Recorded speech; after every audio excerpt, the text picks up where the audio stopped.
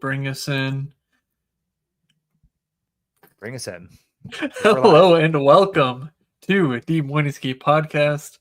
DJ clicking the live button, just going rogue over here.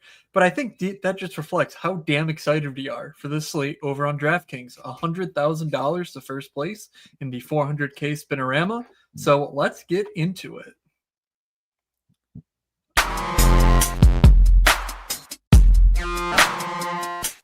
You're saying they're looking like an idiot. Well, is that any different than normal? This is the first time I will admit was unbelievably wrong.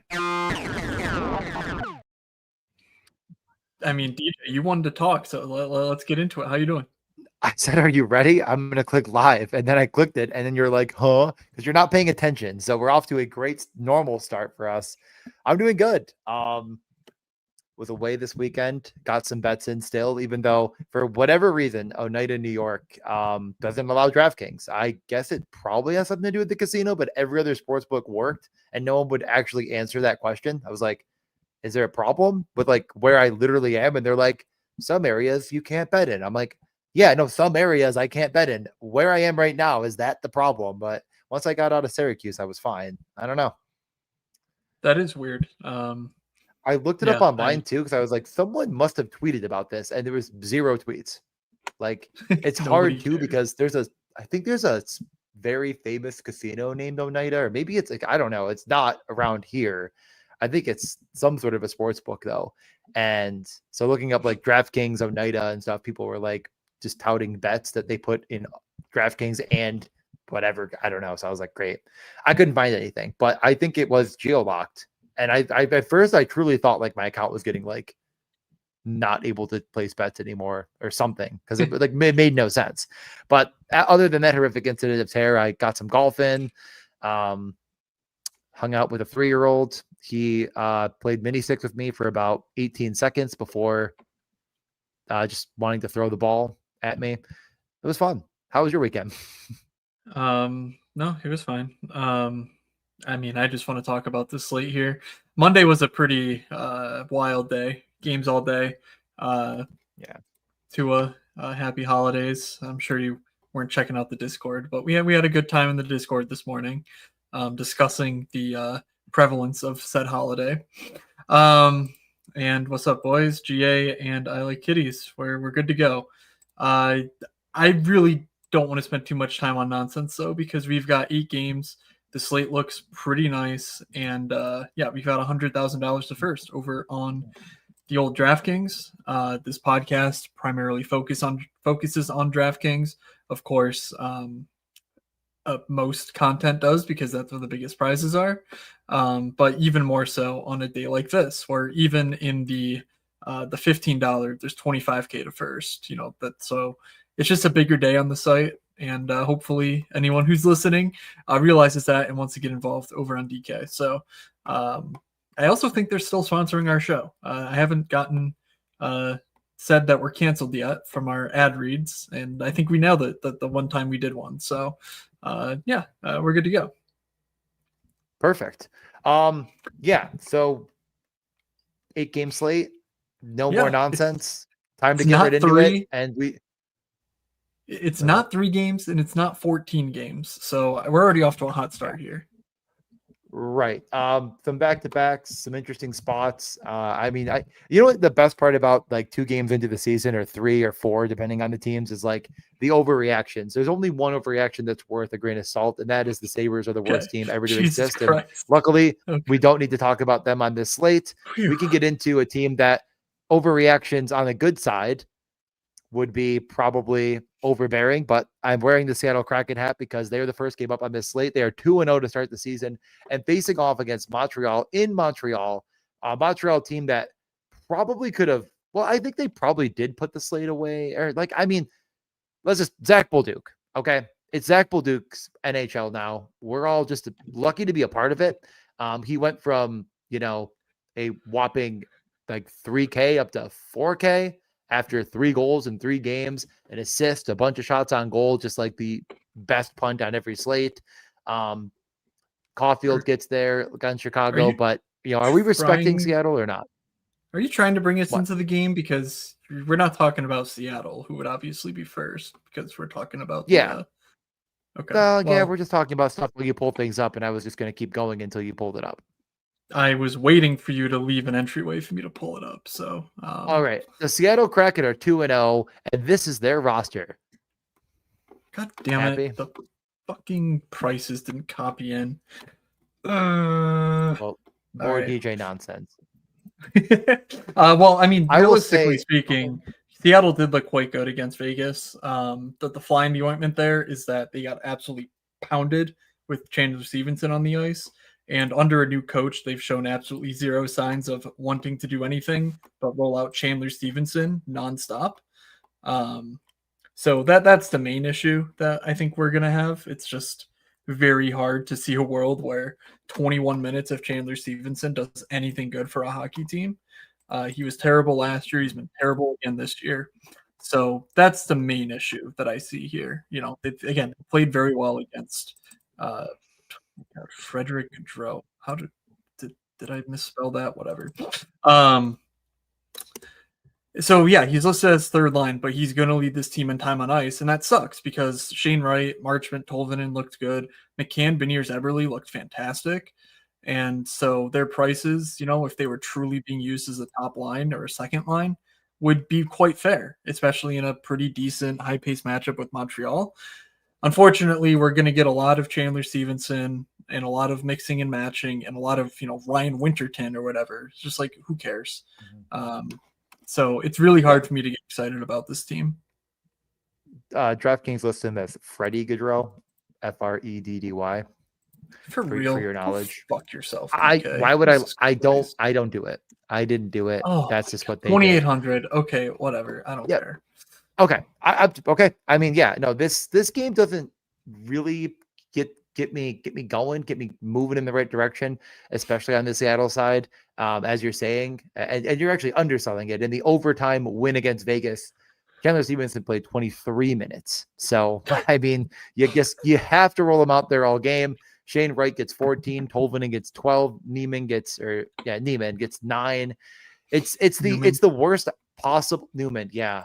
That's, oh my God. I was like, I didn't like that when I said it. Newman gets 9 minutes. The worst possible run out is they do this and are rewarded with victory. So we're just going to keep seeing it. I don't love the power plays. I think if you are going to Seattle, like, it's just buy on Matt Beniers because he's the only player on this team that I think has like a ceiling worth looking at.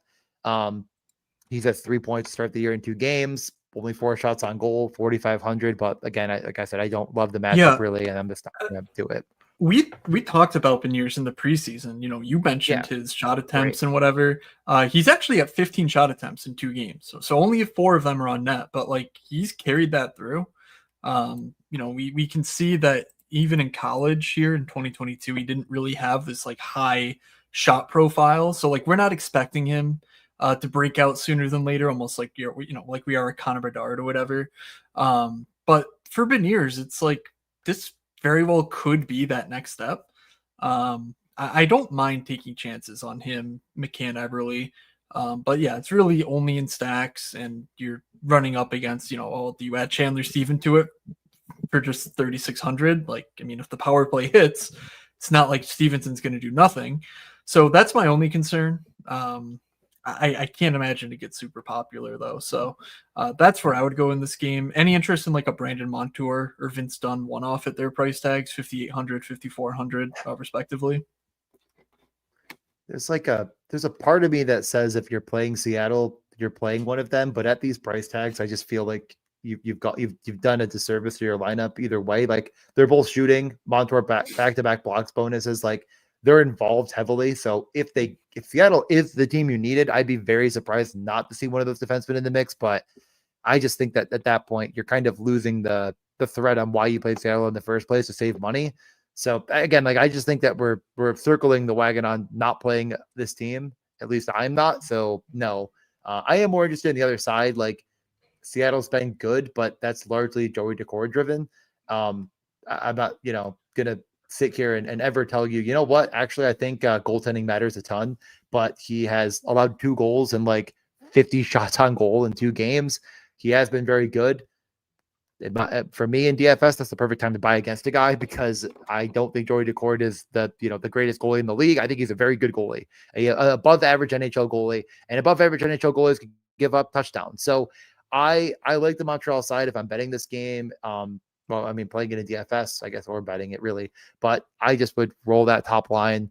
I probably avoid Bolduc and just hope he's not involved in the power play goals. Like he's there to score, I guess, but in the same token, like if they move the puck through Suzuki and Lane Hudson to Cole Caulfield and he's not involved with the points, his 3 on 2 shots on goal isn't going to kill you. So I think I just go that way. I don't try to punt this off because I do think that second line will still be popular.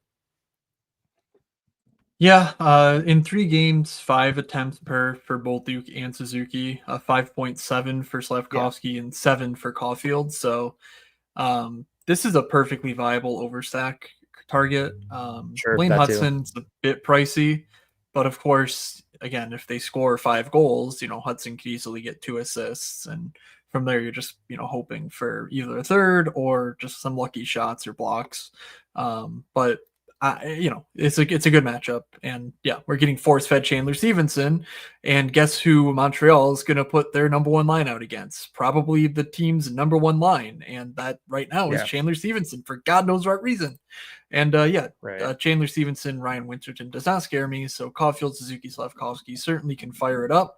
We'll just be worried checking in on ownership. Demidov, not Dobson, we've talked about checking in on. In this type of a matchup, they're perfectly fine as like the one-off, or not one-off, like the super contrarian pivots. They're paired together 5-on-5 and the power play, really. The 5-on-5 is a bit more nebulous, but the power play especially, it's going to run through those guys, and I don't mind it. Oliver Kapanen remains cheap, 2,700, on a bit of a shooting bender. I mean, in 3 games, he only has 6 shot attempts.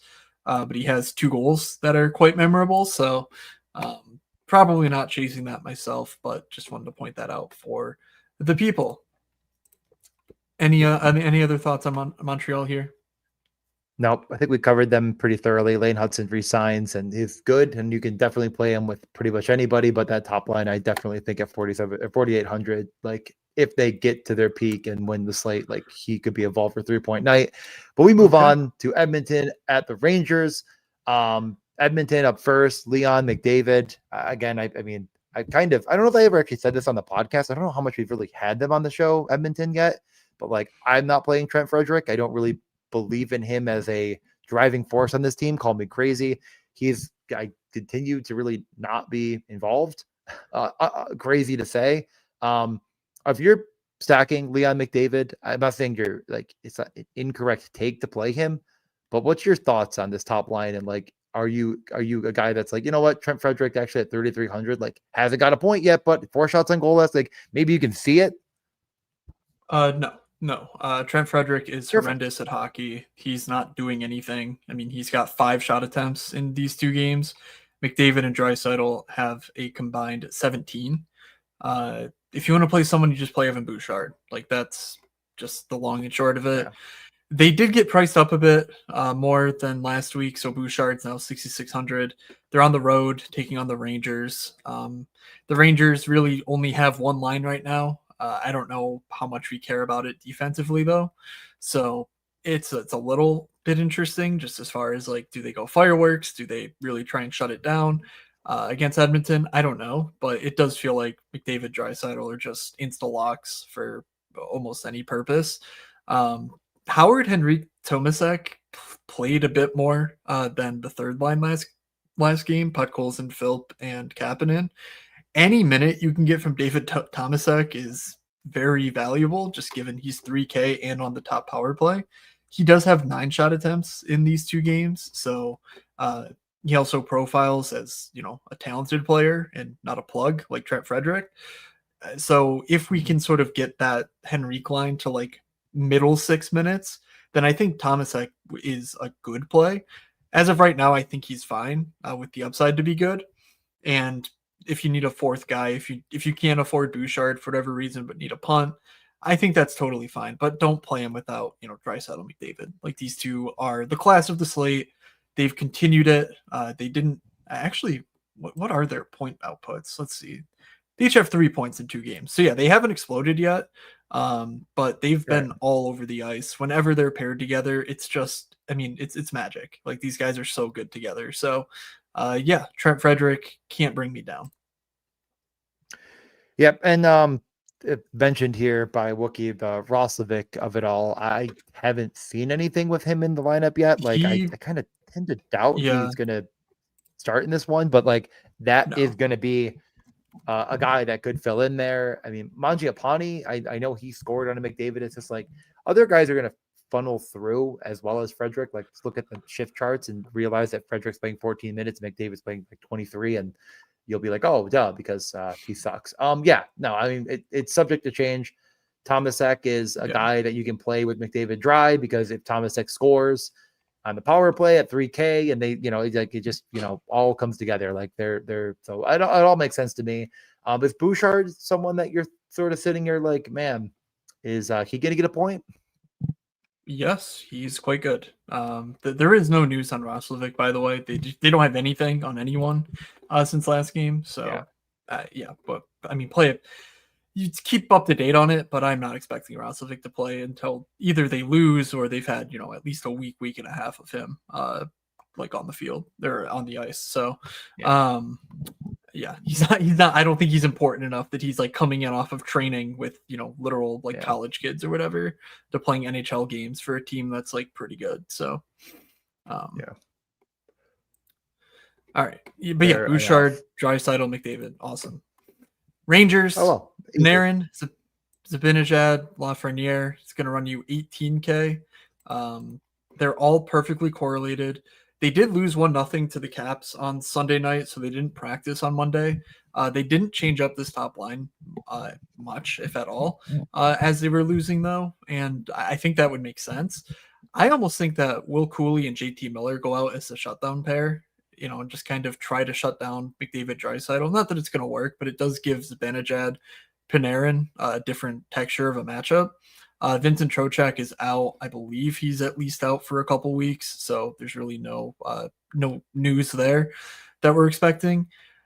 I mean, I'm going to complain for just a millisecond on the Rangers, but Jesus Christ, you guys score 0 goals in 2 home games. And I mean, look at this bottom 6. Like they have talented guys in Hartford and they're just like, well, I mean, Matt Rempe for the second power play has to work this time, right? Like he's big. I mean, that works all the time.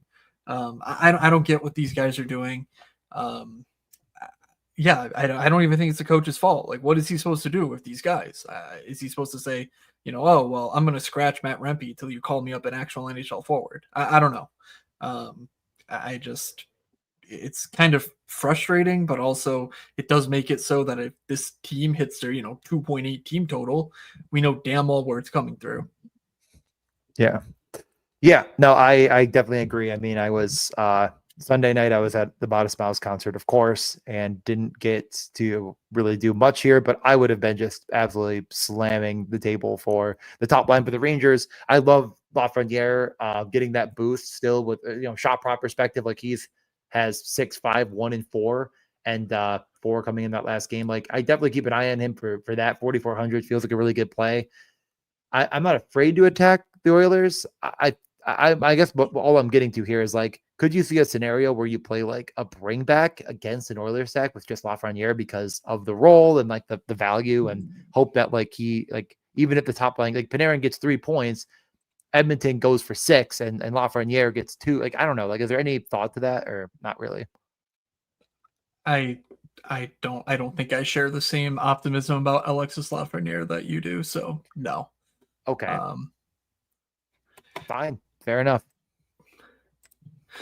All right.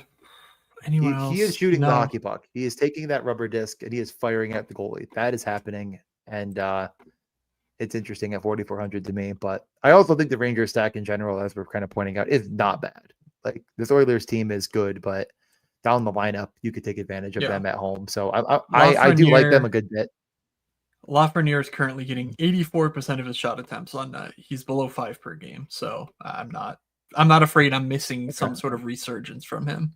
Let's just say. Sounds like he could do better. He could. That is true. All right. Nashville at Toronto, two teams that played on Monday. The important note for Nashville is that Joakim Kemmel played today. Yep. They scratched Brady Martin. I'm expecting Brady Martin to draw back in. They said it was part of the quote development plan.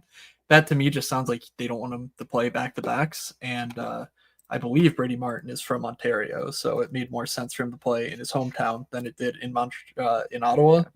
Well, I guess Ottawa is Ontario, but let me just check that real quick. DJ, what are your thoughts on Nashville here, and what are your thoughts on Forsberg, O'Reilly, Stamkos, which they did go to for the majority of Monday's game? I mean, it's a stack I want to play. I mean, watching Steven Stamkos become really a shell of his former self has been pretty painful, but they still are trying to set him up on the power play, and that full correlated stack is of note. I think at the end of the day, I'm just going to kind of say to myself, am I really stacking against Toronto when I believe they are the far superior team and one of the better defensive teams in the league? And I think just the answer is I'm not going to do it. I don't think anyone on that line can kind of carry the water outside of Forsberg, and I'm just going to stick to not playing Nashville. All right. That's fine. Jonathan Marchessault had 2 goals against Ottawa, including the empty netter. This line played a ton. I don't know what appetite there is for an 11.6K line, but we get Bunting, who's always been not a favorite of mine, but he's always been like he's a guy I will consider. With Marchessault getting the top power play billing, I think that's also interesting. I did confirm Brady Martin is from just outside of Waterloo, so much closer to Toronto than Ottawa. Therefore, I think if he was going to play one game of the back-to-back, it makes sense that he's playing this one. So, I don't know. Anytime you give me sub 7K Philip Forsberg, I'm inclined to click it. Yeah. The full line is 17K. Forsberg and Yossi are less than what is that? 14, less than 14K. Maybe these guys are just old and washed, but two teams on a back-to-back, maybe everyone skates like they're old and washed, and that's where they play their best. So that's about all I got, though. Yeah, I mean, any interest in Willsby as like a DFS guy? Is that a guy that I know there's been some analytics people that really like his game, but does it do anything for you in DFS, or is just sort of minimum salary? Just a guy that I feel like I keep thinking like, man, he is playing. He's out there. Yeah, I know nothing about him. I just know what's on the screen here is that he doesn't really have the sort of NHL profile. He was defensive at best in the AHL. I don't know much about him though, so no. It's a lot of mixing and matching too with Yossi and Shea back there. So yeah. Well, I do want to see if they bring in different guys though. They certainly could rotate their defensemen. Perbix, Stastny, Barron, they're carrying, I think, 7 or 8 D, so they could make changes there. Speaking of changes, Toronto gets Cam Talboted yet again, twice in a row now. Cam Talbot just comes in and steals their soul. We saw a lot of different looks from the Leafs. Nyes, Matthews, Cowan started the game and also kind of finished the game. It was like Nyes, Matthews, Nylander, Nyes, Matthews, Jarnkrog, Nyes, Matthews, Cowan, just like over and over, mixing and matching. But the full lines that they did, Nyes, Matthews, Cowan, Michelli, Tavares, Nylander, Bobby McMahon, Max Domi, Nick Robertson, Joshua Waugh, and Jarnkrog. So there's like all new lines. I don't know if they change again after this loss. Like they once again played quite well, I thought. Just they literally got Talboted. They got a little bit of bad bounces and whatnot on rebounds. So if this holds, is there anything specifically you like, or is there any sort of combination that you would like to see if it does change? I mean, I think this is it's difficult to do, but it's kind of doable to overstack Toronto and find a pun stack to go around. I mean, it kind of feels like the perfect storm of a team that's been getting goalied, playing a team that's been riding really hot goaltending. Nashville on a back-to-back. Doubt Saros goes again. We haven't seen a Noonan yet. A Noonan might be one of the worst goalies to start in the NHL on this slate, definitely. And again, I don't care about goaltending that much, but I wonder if the good defensive play that might be something that people are thinking because of just how well Nashville started the year. I mean, they're 2-1, but it's been all Saros. Saros makes a difference. He's a substantial lift over a Noonan. I don't know if people are going to get to Toronto. I could see it, but there's McDavid on this slate. I think there's, I mean, we haven't even gotten to the fact that there's a team playing San Jose on this slate and a Ducks team playing against a Penguins team. And then there's a lot of options here that I wonder if the 5-man Toronto stack gets overlooked. It's going to be, again, very difficult to fill in a lineup, but I'd go all the way. Tavares, Matthews, Nylander. Like, this is a very, very good Toronto team that's been very, very unlucky. Also on a back-to-back, right? Yeah, they played today and lost. So, I think there's enough reasons to think people won't go all the way in on this Toronto team when they're actually in a very, very good spot. Okay. I should note Cowan is a very good prospect. First rounder a couple years ago, 2023. 105 in Promin's ratings. He doesn't profile as like a bona fide shooter or whatever. He's fine offensively. So I think he's certainly worth an inclusion, but you also don't need to pair with him, if that makes sense. So he played 14 minutes in today's game. So, all right, let's get to Tampa against Washington. Tampa playing on a back-to-back. Washington playing their third in 4 days. Washington at home. Tampa with the new lines, and they kind of worked. I mean, this Gensel, Cirelli, Gonçalves line scored immediately. I believe they scored again later in the game. So I think that, Hagel, Point, Kucherov is obviously fine, but they're 21K. Gensel, Cirelli, Gonçalves is 13.6K. For whatever anyone has to say about Gage Gonçalves, which I don't have much to say, he's consistently getting the upper echelon minutes for this team, 16, 17, 18. He is on the power play too, and he's 2,500. So if you're stacking, around Jake Gensel, who's a good play, I don't see why you wouldn't take his line mates and a 13.6K line on a just really quality team. But DJ, does it concern you that Tampa's looked pretty shaky defensively now for their first 3 games of the year? Does it concern me? No. I feel like last year I was consistently saying I think you can stack against Tampa. I don't think there's a problem with that. And everyone was like, does it ever work? It doesn't work for them, but it might just work for me. This year, it actually has worked. They're very old. They have guys that have, like the Chernaks of the world that are great defensemen until they fall off a cliff because they play an incredibly physical game. And generally, those players will fall off a cliff out of nowhere at the age that he's at. So, yeah, I think it all makes tangible sense.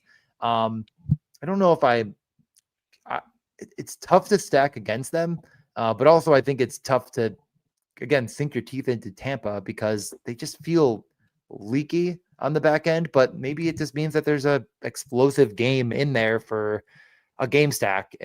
This could be a team to do it with. So I don't know. I could really go any direction here, but I think most of me right now is saying I'm not going to play Tampa and I'm more focused on the Washington side.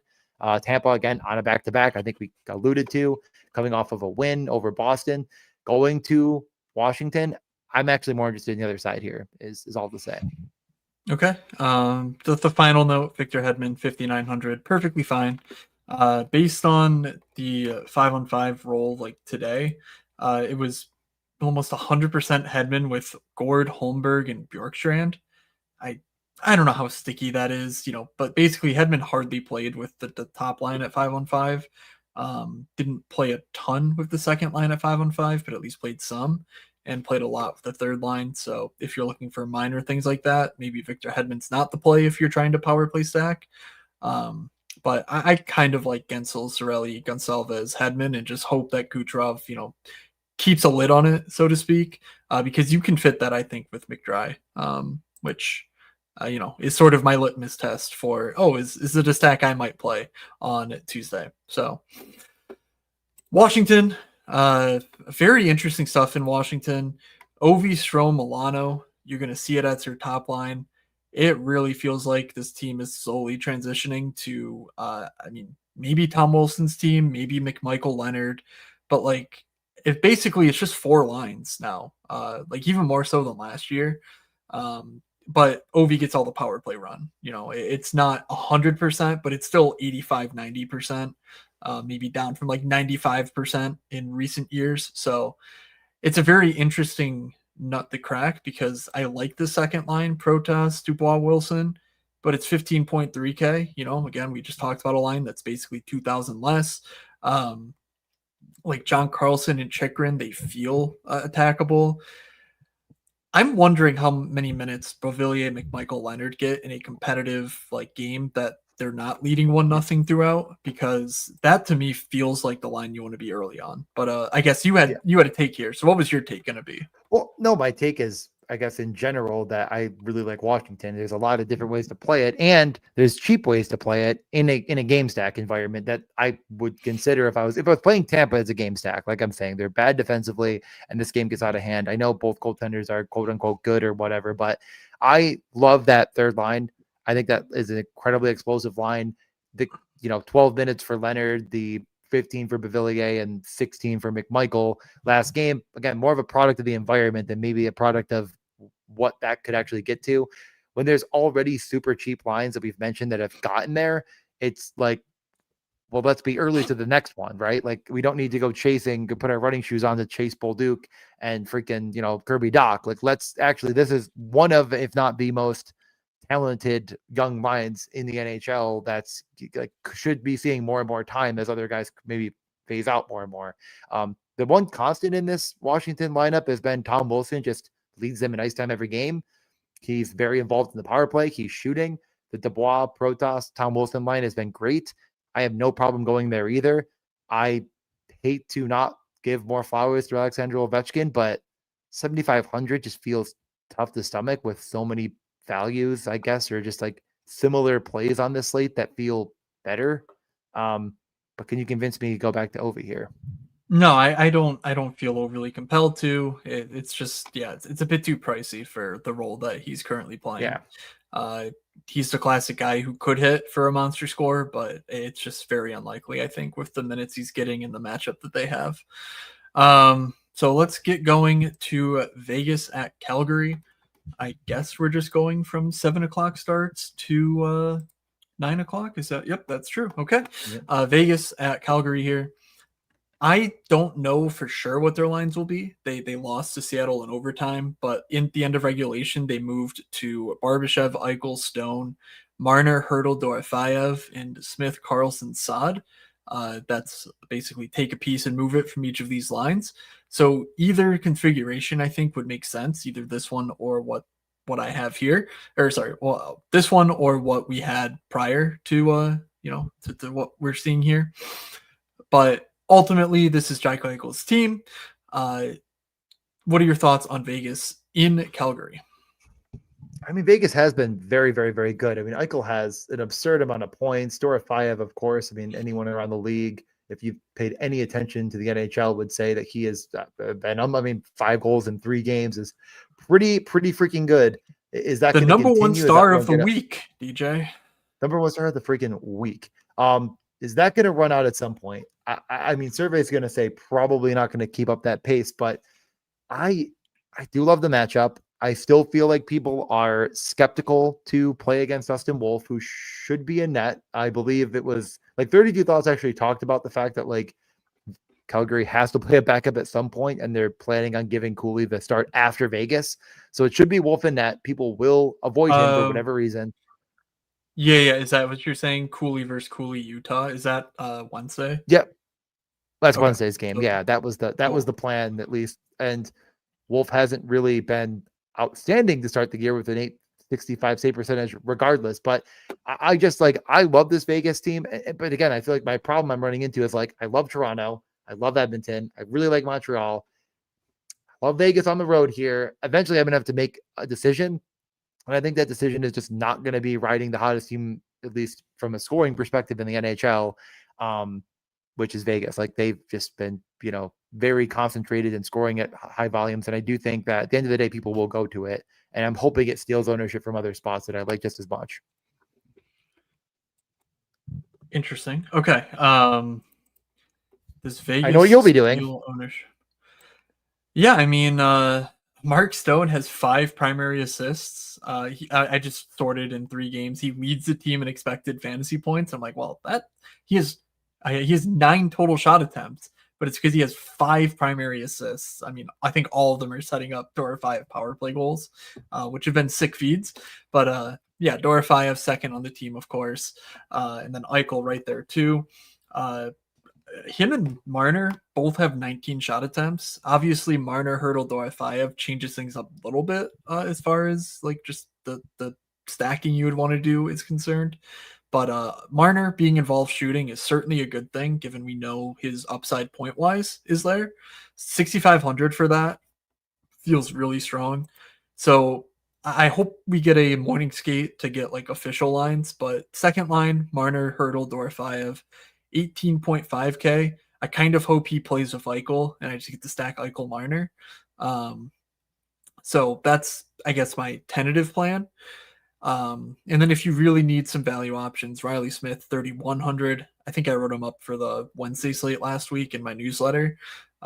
Just talked about how this price is certainly too low for a guy who's the trigger man on the second unit that still has some talent. He's playing with William Karlsson. Like they're going to get their minutes in any game. So yeah, it's been overshadowed by Dorofeyev, but I think Riley Smith is still quite a good player and a good value for just 3,100 here.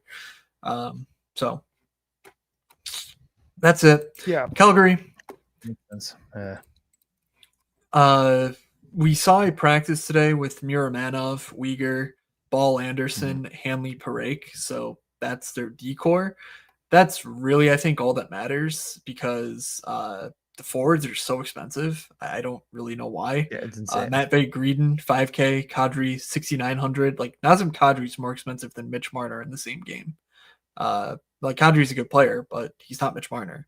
Coronado, No. 5,500. Like, I mean, just not on a main slate. You can't do that, I don't think. So, yeah, and then doesn't get any cheaper down the lineup, really, with Frost, Farabee, Backlund, Coleman, all between 4 and 5K, when in reality, they're probably $3,500 players in very difficult matchup here. So, if your lineup is about it.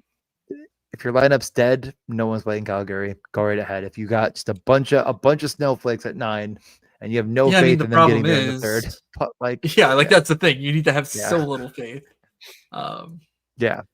I'm just saying. I mean, it's like the second I don't know. it's a you're tough just like pulling the shoe. Like, okay, McDavid Draisaitl go for 94 points in the third period alone, and you're like, what the hell? You're like there's fancy play syndrome, and then there's playing Calgary at really, really expensive prices, versus Vegas. And like I can't endorse it. I mean, like you're spending I think you're spending more on Green, Kadri, and Coronado than you are on Suzuki, Caulfield, Slavkovsky. Like, let's see, 17.4, 18.2, close, but not quite. Okay, all right.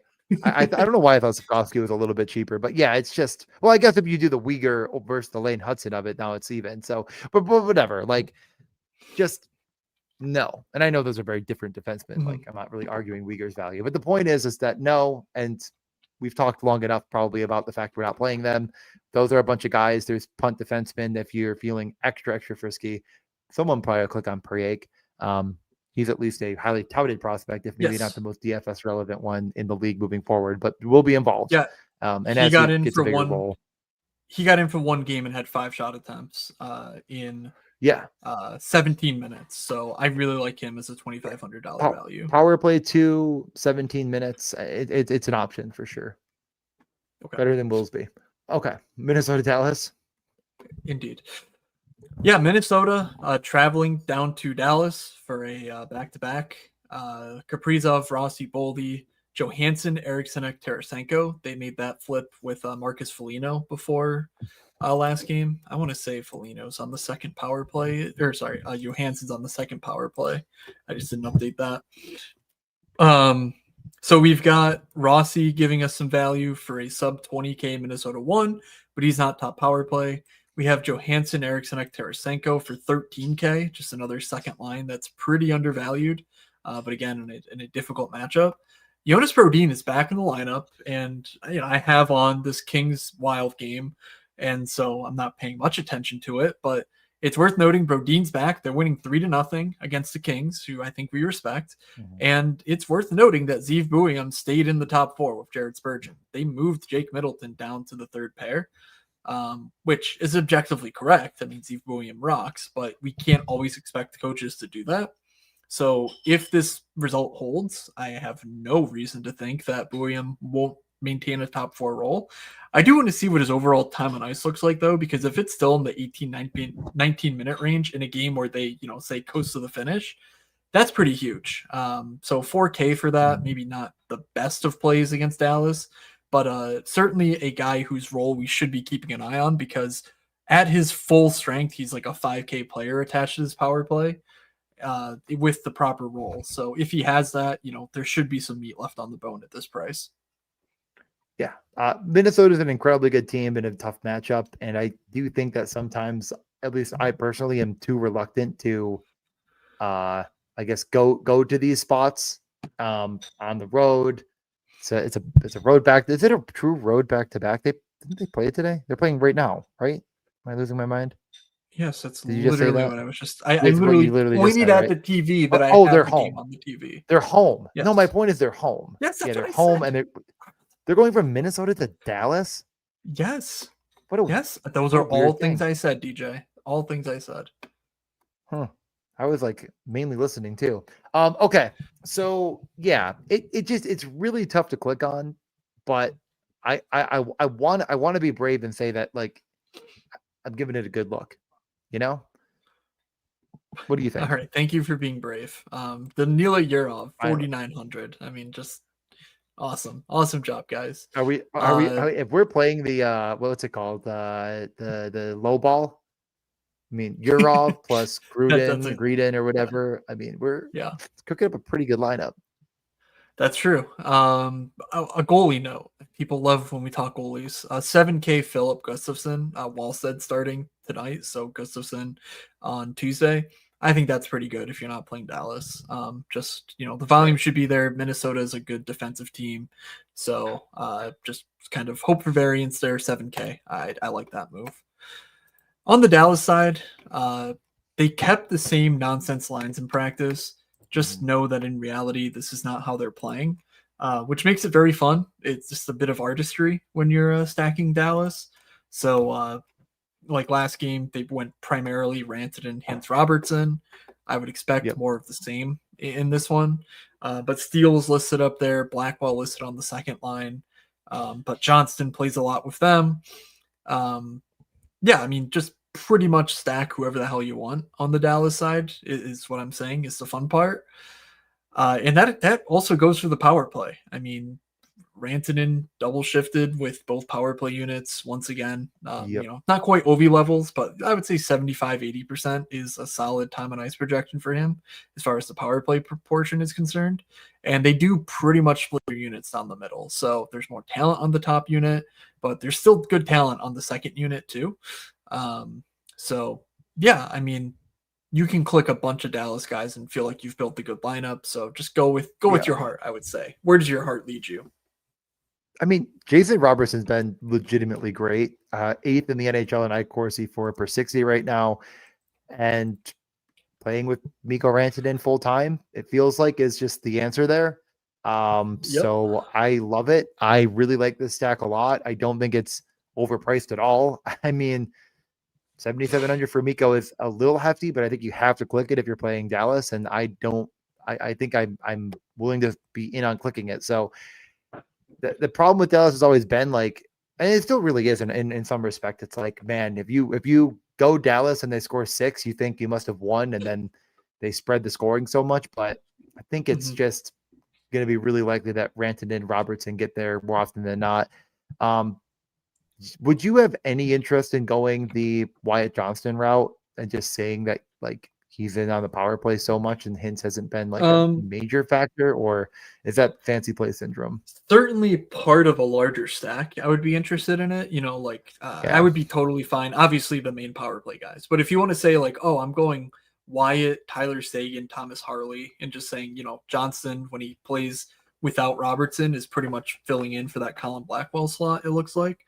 So like something like that could make sense because they're two guys who, Johnson and Sagan are two guys who can get the 5-shot bonus. No problem. If they just get the right looks, they will put the puck on net. They're not going to try and overpass it. You stack that with like a Thomas Harley. You're just saying, these guys are good players. They're in the mid tier. And like combinatorially, you can do whatever you want from there. I mean, like if those two guys are the guys you wanted or needed from Dallas, like that's going to set you wide open. So, but not to talk too much about the mid tier because I fear that the mid tier is going to be dominated by this next team. Carolina heads into San Jose. Just the top line, less than 20K. Ehlers, Aho, Jarvis, Svechnikov below 6K on the top power play. Note Jacob Slavin. I mean, that matters for Carolina. I don't know if it matters offensively for Carolina. But yeah, any quick thoughts on Carolina's matchup? It's the best matchup of the night. Of course, San Jose is absolutely putrid defensively. They play up tempo with their offense. They're very young and inexperienced, and that causes more mistakes. And no team capitalizes better than Carolina with mistakes. The top line's been fantastic in Carolina. Maybe not haven't gotten the flowers they deserve. And I don't think they've taken down any slates. But like Seth Jarvis has 3 goals in 2 games. So they must have been flirting with taking down slates and been relevant. I think the problem is that, the 3 and 13 from Ehlers haven't quite got it done. And like, it's just like, but it's coming. Like they haven't all clicked together for this perfect storm and it doesn't make sense. But I guess, please don't end the show when I say this. The hurricane is coming for this top line, if you will. The perfect storm will hit. Don't kick me off the podcast for saying that. And being the corniest host of all time.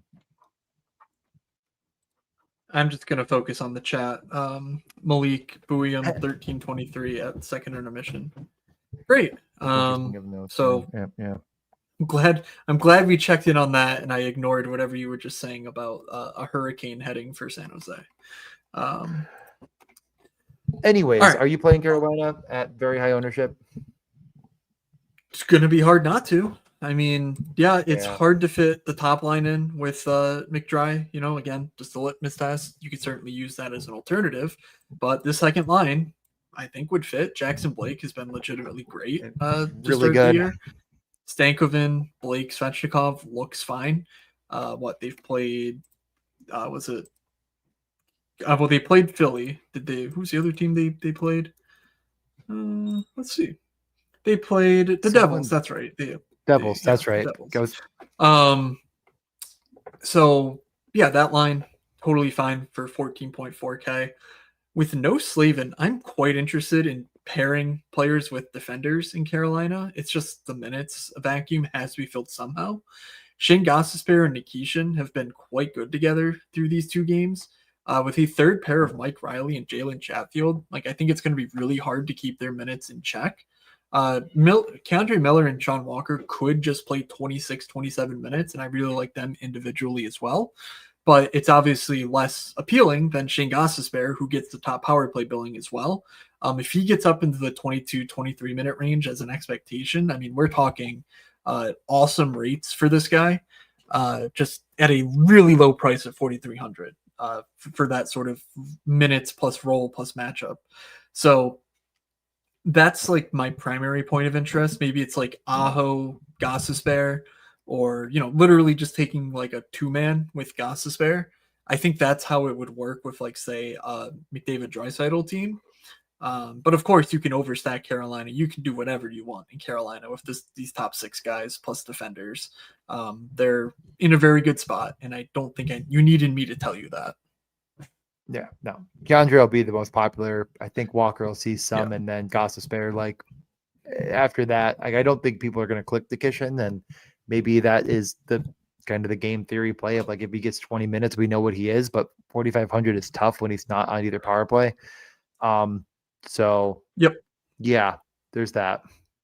Exactly right. San Jose, you talked about them being young and inexperienced. Well, they're getting even younger and even more inexperienced. The NHL debut for Michael Misa, this year's number 2 overall pick, is in the cards. Why do you debut him against Carolina instead of, I don't know, against Anaheim?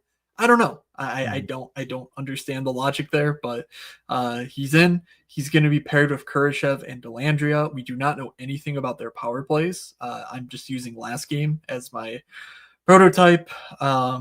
So does he get on a power play unit? I don't know. Probably. He probably takes Kurashev's role, but we've questioned Kurashev's having too big a role now for multiple seasons across multiple teams. So I'm not just going to assume that right away. Misa 3,400. I'm guessing though. Well, I'm guessing no one on San Jose gets played, so that's not a huge surprise given their team total or whatnot. But I'm guessing if ownership were to go anywhere, it'd be to like John Klingberg at 4,100, or just Celebrini at 7,200. Like I don't know what the projections will look like, but I don't think anyone's clicking on Misa if you wanted to just say, yeah, like, look at how good Matthew Schaefer's looked through a few games on the island and say, well, this guy went right after him, so he could be that good. It makes sense. His OHL profile is ridiculous. He's awesome, and he's going to be an awesome player. Just is he that right away against Carolina? With Ty Dellandrea and Kurashev? Probably not, is my take. It's a tough draw. It's not like we have a clear power play role for him, although maybe he finds his way on the second unit. I think it's like, again, if at this point your lineup could truly be dead and just play Celebrini, Eklund, Toffoli and move on. Like, as mentioned by the chat, who is Brandon Bussey? Like, that could be the starter in Carolina. Not a guy that's played, I believe, any NHL action. So there's at least a path to San Jose. One, Eklund Celebrini is very good. I don't know, but it's a GPP pivot only at 10 p.m. That's about all I got for you. Yeah, I think Freddie's going to play through this road trip. I think Bussey's just there in case something terrible happens. Freddie is old, so he could allow goals. Final game. He's going to allow goals because he's old. Okay, well. Exactly. That's listen, if your lineup has like 20 points and McDavid and Draisaitl scored 65, like, swap to San Jose. That's all I'm trying to tell you. I'm not saying it's a good play. I'm saying that's your swap. Like, no one's playing it. You're dead. Swap to San Jose. Moving on. Okay. Bussey may get a trip on the early season road trip. They go the California swing.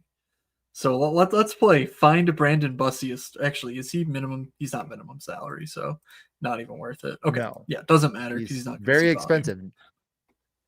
Exactly. A lot of good points. My point isn't that he's any good, in case you're thinking that that's what I meant. Anyways, we move on to two teams, one that's played very well and one that's played even better. Hey, DJ. I got one. What? I got one.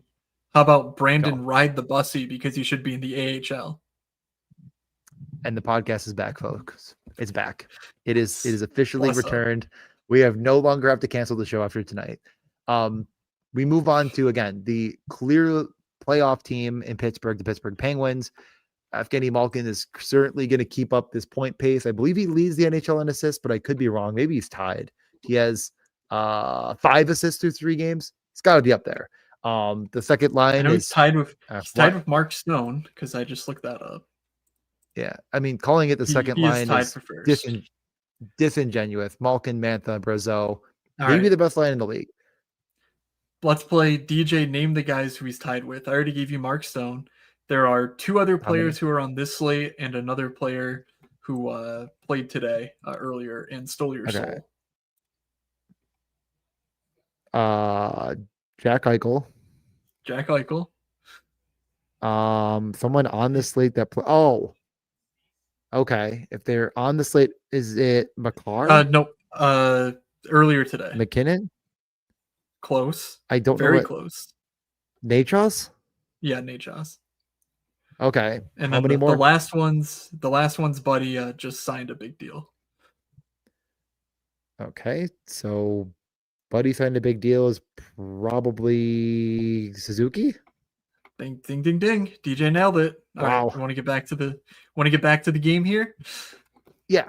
So top line in Pittsburgh, Ross Crosby. Shows.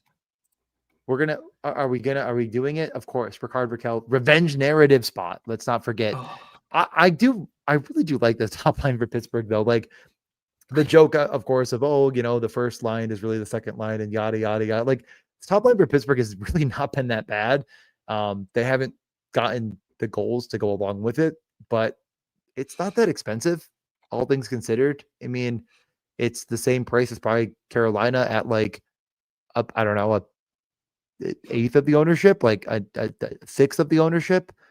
Yeah, I mean, I don't know what projections are going to look like here because I mean, Pittsburgh, but it's also Anaheim and like Anaheim's a hefty favorite here, -150, but like I don't know, is that enough because it's a 6.5 total to keep them off of Pittsburgh? I don't know. I'm very curious here. it's a curious slate, to say the least. I mean, you would think people would be clicking on Pittsburgh against Anaheim. Anaheim has, on the other hand, been incredibly good defensively. Like it's not. I mean, the numbers speak for themselves. Owen Zellweger is incredible. So it is not actually maybe as soft of a matchup as we used to be duck hunting every night. It's really not that way anymore. But I do think that I'm still pretty tentatively interested in this Pittsburgh one. Yeah, chief among the Anaheim slappies here. But when DJ says that, just please do remember that they've played Seattle and San Jose. So And yeah, early season results. Yes. Yeah. Take have been them very with good for the heaping of salt. Yeah. Yes. All right. I don't know. Anything else on Pittsburgh? I mean, obviously there's a bunch of young guys that have done things a little bit, but what do you thought? Yeah, the top line is genuinely good. It's genuinely interesting. I think Raquel is a pretty obvious one-off guy. Like if you were gonna pick one guy in Pittsburgh, I think Raquel makes the most sense. He's cheaper than Crosby and Rust, and I think just better.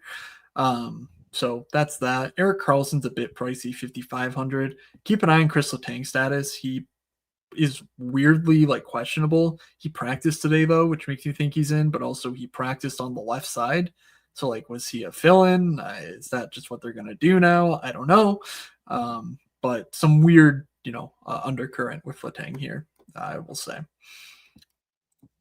On the Anaheim side, did I even update? I don't think I needed to. Oh, yeah, I did need to update it because they swapped Alex Killorn and Troy Terry, not Kilron. So that also changes the power plays. But when I looked up the power play stuff, I was very curious to find a quote that let me just pull up this quote on the power play.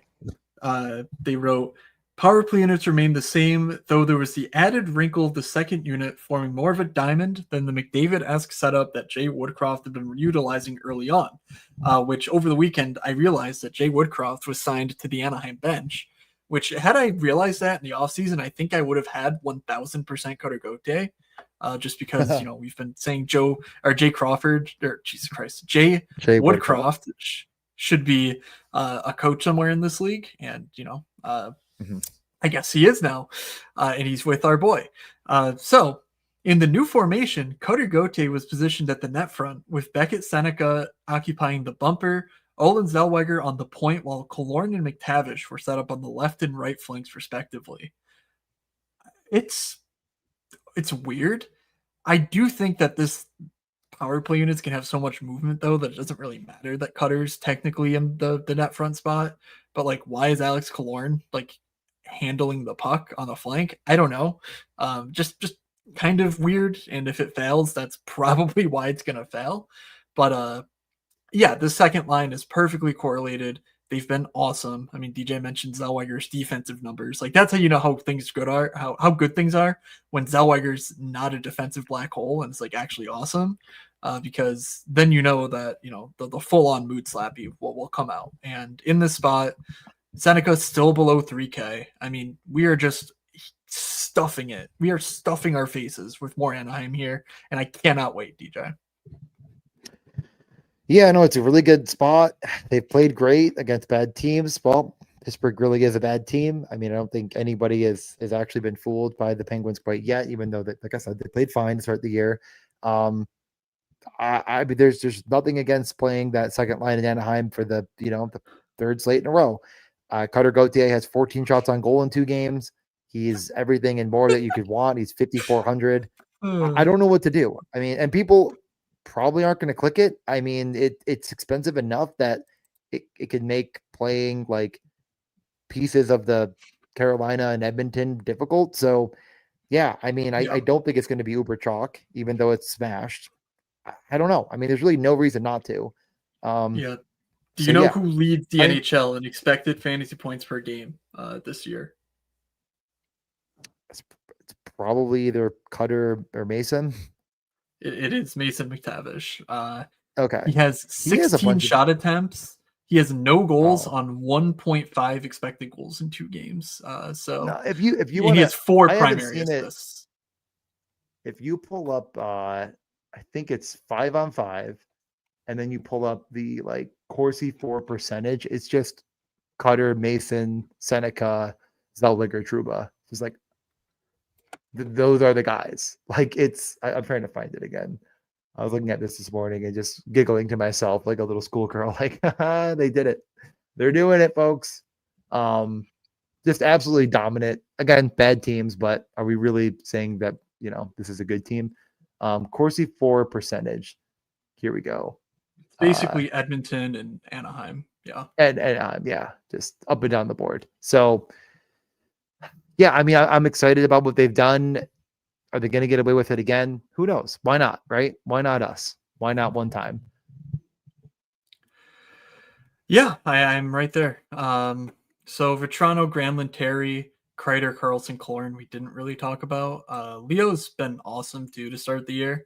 But he's like the same price as these guys, and Leo's not shooting as much, and the line mates are worse. So I just think that this 14K Anaheim 2 is, I mean, whatever. I'm gonna steam it, and it's really annoying because no, nothing fun lasts forever. But I mean, this price is just obscene. So um, like, fire it up. Let's go.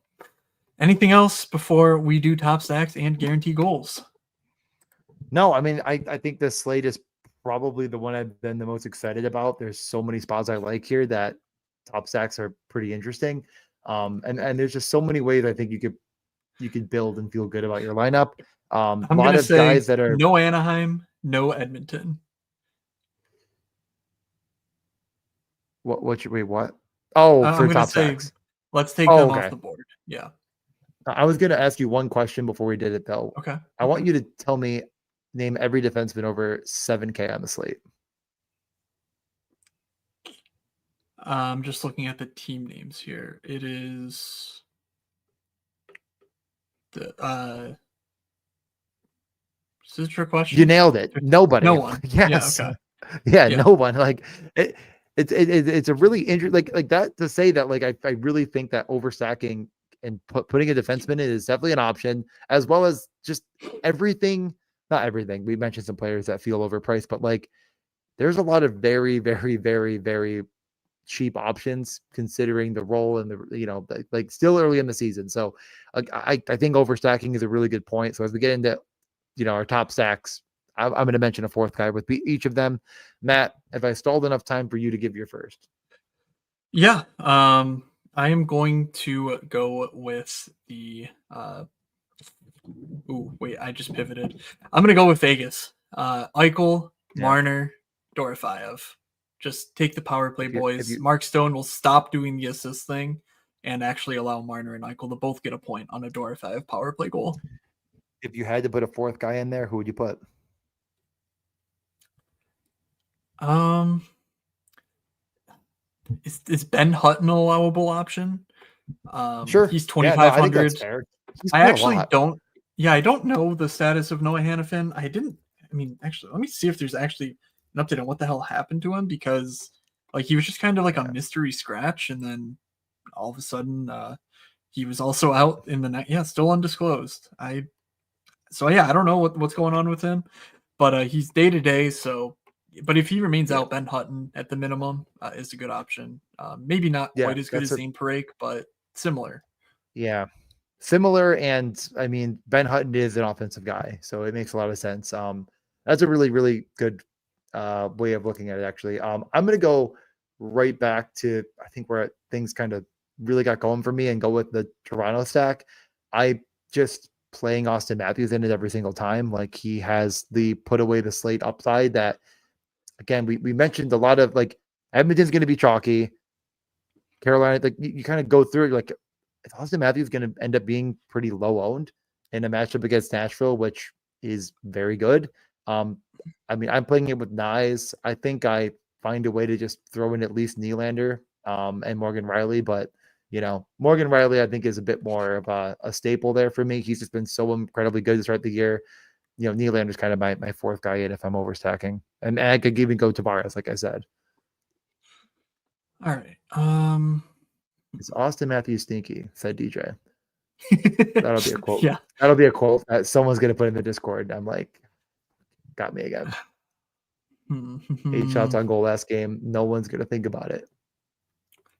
All right. Double bonus. Where did he get his ideas? I'm very torn but between a couple options here for Seattle and for Nashville. My God, It is gross out here. But I'm trying to stay on the cheaper end of things since obviously a lot of our targets are rather expensive. So I'm going to go with the other side of that game from Matthew Stacks and say that the Bunting, Howla, Marchessault unit can get there. Again, I think their minutes are legit. I think that whatever they're doing with Brady Martin is going to only help the minutes of the other top 9 guys. Their fourth line is very much a fourth line. And Toronto on a back-to-back. I mean, their goalie is going to be Caden Primo, I think. I think that they can get there in middle six matchups.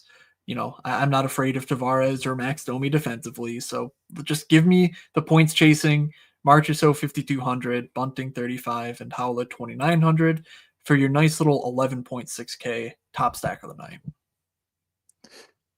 Yeah, I don't think I'm overthinking this one all that much. It's just Stankoven, Svechnikov, Blake. And of course, if you were going to overstack it, I think in that scenario, Keandre Miller makes perfect sense. Like he's going to be a popular play. He's going to be pretty chalky, but getting away from the very obvious Carolina 1 chalk and going with the second line at much lower ownership with probably pretty good correlation. Like it's going to be hard to tell, especially on the road. I believe they were home for at least one, if not both of their games.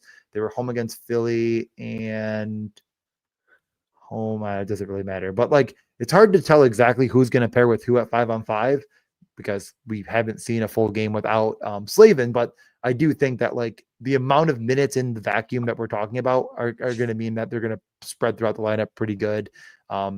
At 5-on-5, as well as Keandre in that second power play with Blake and Stankoven. So hopefully that can if that second power play scores and yada yada, et cetera, Carolina 2 smash, makes perfect sense to me. So I really like those 2 stacks. I will. Any thoughts? I mean, we mentioned it. I mean, the other cheap one, of course, again that we met was the Washington 3 in theory. Okay, well, how about we get to some guaranteed goals and see what we can cover from there? All right. Well, do you want to go first again? You seem amped up to take Anthony Villiers or something.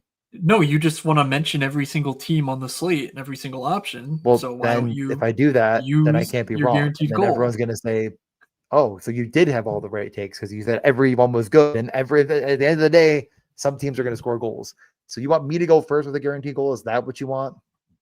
Go for it. All right. I am going to go to Montreal and take Cole Caulfield at 6,600. Cole Caulfield. He did it, folks. Where does he simply get his ideas? All right. Is Cole Caulfield any good? Survey says yes. Yeah, I'm going to go 5,900 Jason Robertson. Okay. I like that quite a bit too. I'm not writing these down right now, so hold on. Okay. J-Rob Caulfield at 4,400 that remains. I go to utility. I go to 4,400. I look through. I see Lafreniere. I think that's probably the guy I'm going to go with.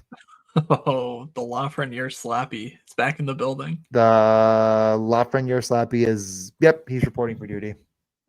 Alexis Lafreniere. Okay. No problems with that. I basically, yeah, this range is rather weak, I would say. Like Mason Marchment is here. I did not realize that looking at the Seattle price tags, and that line is still cheap, which is crazy. Slavkovsky is, but of course you just took Caulfield. Over at center, we've got Duchesne, Frost, Stankoven. Pierre-Luc Dubois is day to day. God damn it. Are we really going to sit here and do a Connor McMichael night once again if Pierre-Luc Dubois misses this game? So I'm just going to go Connor McMichael. I'll use the $1,000 to get up to McDavid or something. So give me J-Rob and McMichael. Yeah, I think we talked about them enough in their respective portions of the podcast. Anything else you want to talk about before we get out of here? Byfield goal in the chat, it appears. I'm lit. Vegas 1, Nashville 2, did you technically call it? Yeah, I mean they're Nashville 3 on paper, so but just call it but like they're playing the second most minutes, but Nashville 3. Yeah. I went Toronto 1 and Carolina 2. Goals were J-Rob McMichael, Cole Caulfield, and Alexis Lafreniere, not to be confused with Alex Lafreniere, who is playing right now as we speak. So go watch the games. Go watch the hockeys. I'm going to get back to it myself. Holloway did not do all the things I needed, but did some. So I still have at least a small sweat in the third period if the Mammoth decide to score a goal, or Mammoths, as Matt would say. Other than that, no, I think we'll be back. I hope they do not, because Spencer Knight's my only ticket out of this miserable day. So yeah, Sabres fandom. Yeah. Well, also Bills fandom getting routed by Atlanta. Not a fun time, believe it or not. 24-14. It's not over. It's not over. Okay, well, you heard it here first, folks. Yeah, in my newsletter, I will be recapping the Tuesday Spinorama. I think I have 8 tickets to that contest, so hopefully there'll be a lot to write about. Hopefully there'll be a lot of money to recap, but ultimately it's a fun contest. It's fun to break down the slate and the field and sort of do everything in a retrospective. So that'll be on my newsletter sometime on Wednesday, moods.beehive.com. On Thursday, of course, there will be a Morning Skate podcast. I come back right here to either the pod feed or the YouTube channel that you're watching it on. And for Friday slate, I plan to be writing up the 4-gamer over on my newsletter again, very similar to the one from last Wednesday. So you can go check all that out if you want at moods.beehive.com. Make sure you like and subscribe to this podcast and or YouTube feed. And yeah, DJ, anything else you want to say? I play hockey Wednesday, so we should discuss, but I'm going to see if you're willing to maybe take a look at an earlier recording. And then I am around this weekend, so maybe we'll fire something up Saturday, or maybe not. I don't know, but I'll at least be around to do something if possible. So, yeah, that's about it. I don't know. I mean, hopefully your hockey teams are doing better than the Sabres, who no longer exist. I'm going to go wallow in self-pity in my bedroom now. You want to close this out? Sounds good. Alrighty. Thank you all for tuning in. From Doug, from DJ, and from myself, have a good Spinorama, everybody, and we will see ya.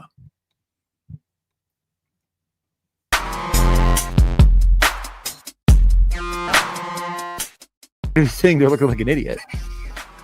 Well, is that any different than normal? This is the first time I will admit was unbelievably wrong.